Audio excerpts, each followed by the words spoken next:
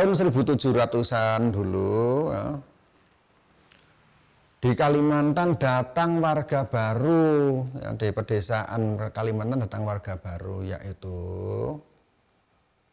masyarakat keturunan Cina yang didatangkan dari daratan Cina ke Kalimantan sebagai kuli tambang emas oleh para sultan di wilayah Kalimantan Barat.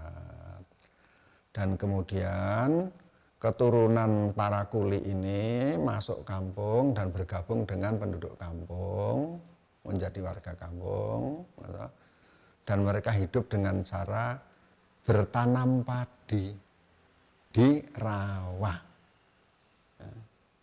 Jadi mengolah padi, budidaya padi rawa, padi basah. Sementara orang kampung aslinya, orang Dayaknya lebih suka membudidayakan padi dengan ladang di lahan kering. Tahun 1870 itu ada Undang-Undang Agraria yang intinya secara resmi melarang warga non-pribumi untuk memiliki tanah. Jadi Undang-Undang Agraria 1870 itu menyatakan yang berhak memegang kepemilikan tanah pribadi di Hindia Belanda adalah orang-orang bumi putra. Orang non bumi putra, entah itu keturunan Cina, keturunan Arab, keturunan kulit putih, tidak punya hak untuk punya tanah. Tidak boleh megang hak egendom.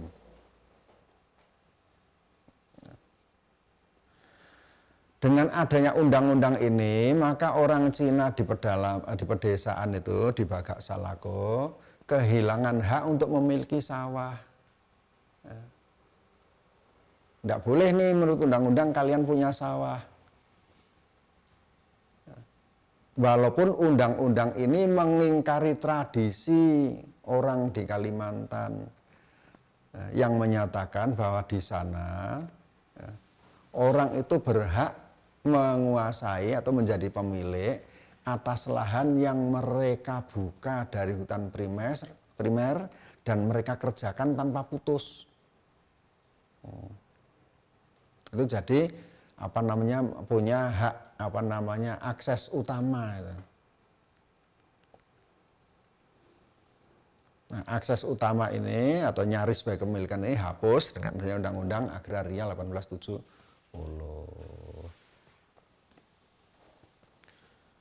Karena tidak boleh punya tanah, lantas orang-orang keturunan Cina ini walaupun sudah puluhan tahun, mungkin 100 tahun, hampir 150 tahun tinggal di kampung, gitu, mereka kemudian menyewa hutan antara rawa dan bukit, gitu, untuk dijadikan kebun buah dan kemudian kebun karet. Ya. Jadi dengan pendekatan etnografi yang detail, yang rinci, kita itu bisa mengerti bagaimana gejala alam yang kelihatannya alami, hijau royo-royo, hutan belantara yang aman baik-baik saja, ternyata menyimpan sejarah yang bisa penuh ketegangan, mengambil alih hak. Terus kemat. Tahun 1920, pemerintah kolonial menginisiasi Taman Nasional di wilayah puncak dan lereng atas Bukit Setipa dan memaksa penduduk turun ke Bagak, ke lembah. Nah, kelihatannya bagus nih, mau bikin tempat suaka alam gitu ya, hutan. Tetapi ternyata introduksi hutan lindung ini, suaka alam ini, atau memotong akses petani untuk membuka lahan. Mereka dipaksa turun ke wilayah rendah karena wilayah puncak bukitnya dipakai sebagai taman nasional 900 hektar.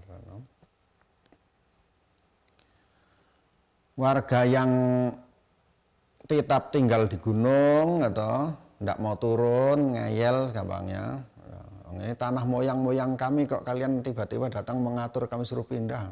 Orangnya nggak mau, ngeyel. Itu kemudian sempat ditangkap pada tahun 40-an sebelum datangnya Jepang dan disel itu beberapa hari sehingga akhirnya orangnya kapok njur manut, ikut mau pindah.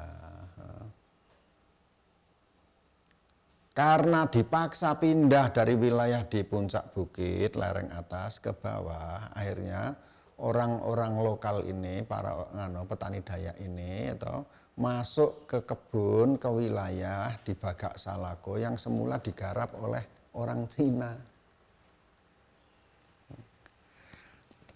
Jadi repot nih orang-orang Cina nih, keturunan kuli nih.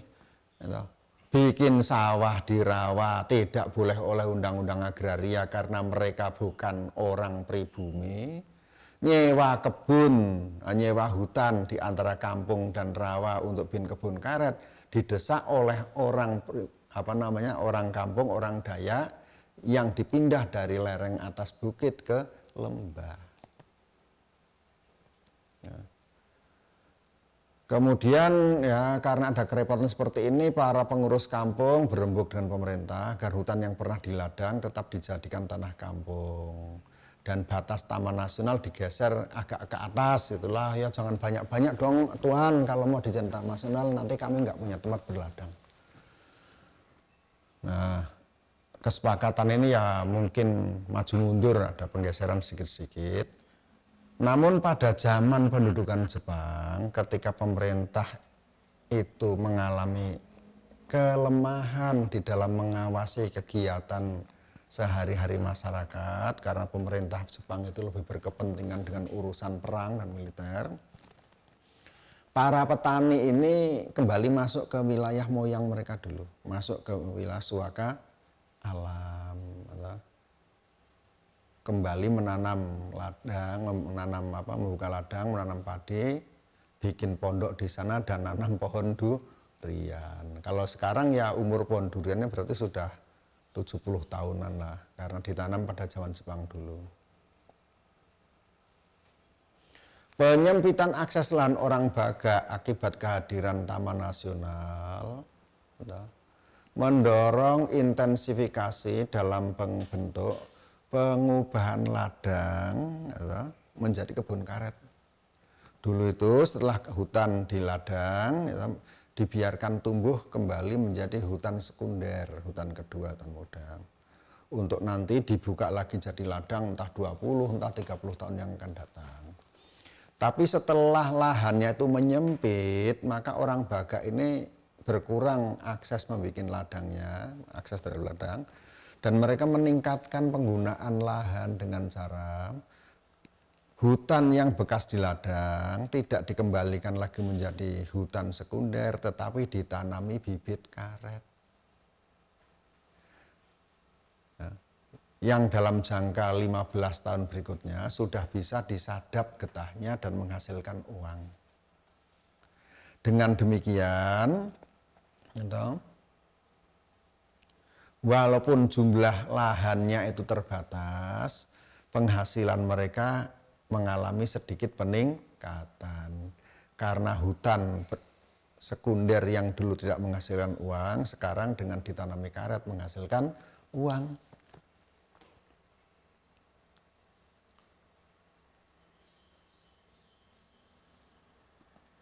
Nah,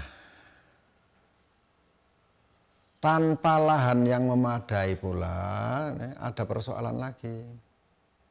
Sudah waktunya berladang, tapi lahannya belum siap. Sehingga tahun 60-an dulu, orang-orang Bagak ini sempat mengalami krisis pangan. Panen di kebun sendiri, di ladang sendiri tidak ada. Mau beli beras, tahun 60-an dulu, secara nasional Indonesia krisis beras. Walaupun Soekarno dan kawan-kawannya itu menyanyi Sukaria di Jakarta, siapa bilang abang dari Blitar, abang dari mana itu tadi, siapa bilang oh Indonesia orangnya lapar, Indonesia banyak makanan, itu kan ada tuh lagunya itu zaman itu.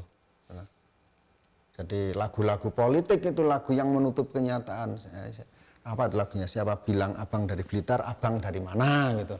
Siapa bilang Indonesia lapar, Indonesia banyak makanan. Itu ada lagunya. Tapi pada faktanya tahun 60-an Indonesia krisis pangan. Penyempitan akses terhadap lahan ini pula yang diduga oleh Nancy Pelosi ikut mendorong orang Baga untuk aktif mengusir warga Cina yang tinggal di kampung mereka. Pada saat pemerintah Indonesia menjalankan politik ganyang Malaysia dulu. Dengan alasan orang-orang Cina ini pada aktif ikut pasukan rakyat Kalimantan Utara, Parakou, dan PGRS, PGRS ini kata apa ya, pasukan gerilya rakyat Sarawak yang pro komunis. Sebelumnya gerakan PGRS Parakou ini agak-agak didukung oleh pemerintah yang ke kiri-kirian saat itu. Namun ketika pemerintahnya berubah dari Orde Soekarno ke Orde Soeharto yang lebih pro Amerika, maka gerilyan PGRS Parakou yang tadinya itu dimanfaatkan oleh Soekarno untuk proyek ganyang Malaysia justru dijadikan sasaran tembak oleh pemerintah Orde Baru, dikejar-kejar sebagai musuh. Nah, diberitakan banyak yang menjadi anggota PGRS Parakou itu adalah orang-orang keturunan Cina, ya, karena Cina itu negara RRC itu termasuk sponsor gerakan komunis. Tetapi secara lokal kita juga bisa mengerti kenapa orang-orang Cina ini pada ikut gerakan komunis yang revolusioner, karena akses mereka terhadap lahan konyol, mereka menjadi warga yang tersia-sia di kampungnya. Pada masa ganyang Malaysia dan kemudian PGRS Parakou inilah, operasi pemberantasan PGRS Parakou ini, banyak warga desa keturunan Cina di Bagak Salako yang diusir dari desa dan kemudian disuruh tinggal di kota, dikonsentrasikan di kota agar mudah diawasi oleh militer. Lahan yang semula mereka garap, kira-kira 150 hektar sawah sewa plus kebun karet, kemudian diambil alih oleh warga setempat yang memang sejak lama sudah mengalami problem kurang lahan. Karena sebagian besar lahannya diambil alih untuk taman nasional. Pada tahun 1980-an, ya 20 tahun setelah PGRS Parakou, insentif untuk menanam lebih banyak kebun karet ini muncul dalam bentuk perbaikan sarana jalan, pengaspalan jalan yang mempermudah angkutan dari desa ke kota. Angkutannya lancar, pengangkutan karetnya makin lancar, nah, petaninya makin giat menanam karet, duitnya makin gampang. Itu riwayatnya pohon karet ya, jadi bagaimana kebun karet, ladang, dan sawah itu menjadi objek etika kekuasaan. Terus etika durian. Kembali lagi pada dongeng durian nih. Dulu waktu moyang itu bikin kampung, mereka itu juga menanam pohon buah, pohon durian. Konon kabarnya nanamnya itu ya sering, tidak niat menanam tidak, tapi kan durian itu enak. Jadi kalau orang itu makan durian, nanti bijinya dibuang saja di sekitar rumah, nanti tumbuh sendiri jadi pohon. Nah, kemudian dari banyak pohon ini dipelihara beberapa sehingga nanti jadi pohon tua dan berbuah. Pohon durian itu diberi nama dan menjadi tonggak sosial. Kalau istilah saya itu menjadi totem. Kalau saya lebih suka menggunakan totem. Jadi pohon durian ini menjadi totem kekerabatan orang Baga. Nama durian diberikan sesuai dengan orang yang menanamnya. Dan diberikan sejak pohon durian itu keluar buahnya. Jadi kalau belum keluar buahnya tuh belum bisa tuh dikasih nama durian nek siapa atau siapa. Kalau yang menanam dan pohonnya tuh sampai keluar, orangnya masih hidup dan punya cucu, pohon durian dikasih nama nek seperti misalnya nek pujo gitu ya, bukan ya nek kreces, nek siapa gitu. Nah, Kalau yang nanam sampai pohonnya buah itu mati muda, belum punya anak, ya dipanggil saja durian pujo, durian rohmat, durian agus itu. Jadi pohon durian itu ada namanya untuk mengingat siapa dulu yang nanam. Lewat pohon durian ini, ya, pohon durian tua ini, masyarakat bisa merunut lagi kekerabatannya. Karena hak untuk memanen atau hak untuk menikmati hasil pohon durian itu diwariskan kepada anak orang yang menanam pada keturunannya. Sementara hak untuk memeliharanya diserahkan kepada salah satu anak yang menjadi wali. Nah, wali ini yang punya hak untuk mengatur siapa atau punya akses kapan untuk mengambil buah durian. Musim durian di Kalimantan Barat ini adalah musim keluarga berkumpul, keluarga luas, extended family berkumpul. Durian, pohon durian di sana itu kagak boleh dipanjat dan kagak boleh dijolok. Tapi buahnya harus ditunggu sampai jatuh. Dan anggota kerabat ini mendapatkan jatah waktu ngumpulin durian, nyampah durian istilahnya. Dah hari ini jatahnya, ini si Agus sama anak istrinya, nanti hari besok jatahnya si Edi, terus sepanjang musim. Nah pada waktu berhak nyampah ini ngumpulin durian itu ya si Agus dan anaknya atau istrinya ya pada bikin pondok nungguin di bawah pohon durian itu. Nanti kalau sudah 1 hari 2 hari di situ buahnya dikumpulin, nah, berarti menjadi hak dia. Jadi tidak semua orang punya hak untuk mengambil buah durian. Yang punya hak primer adalah anak keturunan si penanam pohon durian. Walaupun kalau kita jalan kaki lewat hutan dan ada durian jatuh dan tidak ada orang yang ada di situ kecuali kita tuh ya punya hak untuk ambil makan boleh. Tapi kita tidak punya hak untuk menungguin pohon durian itu selama beberapa hari dan kemudian mengumpulkan hasilnya. Pewarisan ini atau konsepnya itu sama rata laki perempuan, tetapi pada prakteknya menurut Nancy lebih memihak laki-laki dan bisa menimbulkan perbedaan akses antar anggota kerabat terhadap pohon durian. Setelah generasi ketiga, akses ke pohon durian bisa dimonopoli oleh perorangan. Jadi keturunan karena ini sudah turun-turun itu orangnya itu menjadi seperti sebenarnya orang itu menjadi wali, menjadi wakil pemilik, tetapi karena sudah dia dari ayahnya, dari kakeknya lah seolah-olah dia itu menjadi penguasa tunggal. Sehingga ada orang yang sampai berani menebang pohon durian dan menjual batangnya untuk kepentingan pribadi. Kalau menurut idealnya tidak boleh, menurut moral sosial dan moral kulturalnya tidak boleh karena pohon durian ini adalah totem kerabat. Kalau pohon duriannya ditebang, sistem kekerabatannya kehilangan totem, tidak lagi tahu kemana mereka harus kumpul ya, dan kapan mereka kumpul untuk mengetahui siapa saudaranya siapa. Untuk menjaga agar klaim tunggal ini tidak berlangsung, gitu, anggota kerabat biasa mengadakan kerja bareng untuk membersihkan tembawang menjelang musim durian. Jadi istilahnya itu supaya kubur moyang itu tidak hilang, maka anak cucunya itu aktif membersihkan kuburnya.